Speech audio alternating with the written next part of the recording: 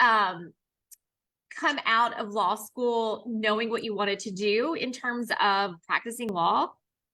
Well, let me give you a really long-winded answer to that because I think some of our listeners this might resonate with them. Sure. So as I mentioned, I don't have any lawyers in the family. I had no idea. I had no idea what law school was going to be about.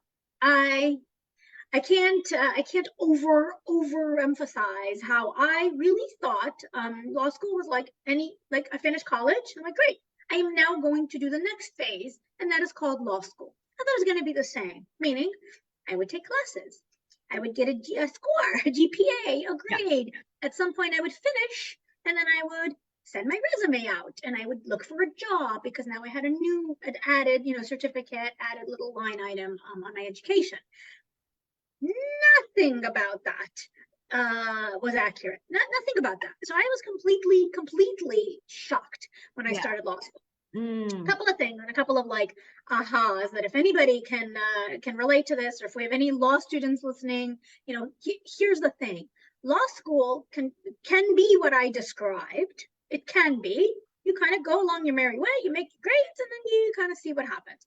Or you can discover what I discovered, which is, of course, this world of big firm life, recruiting, on-campus recruiting. It is a whole other world.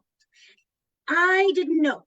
Right. It kind of happened to me. So I was invited, and here's how it started. And I love this story because I really feel like this should be like a movie scene where, we're going to do picture it. I get a little card in the mail.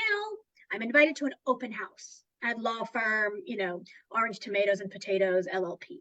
Right. I didn't know this firm. I didn't know the name.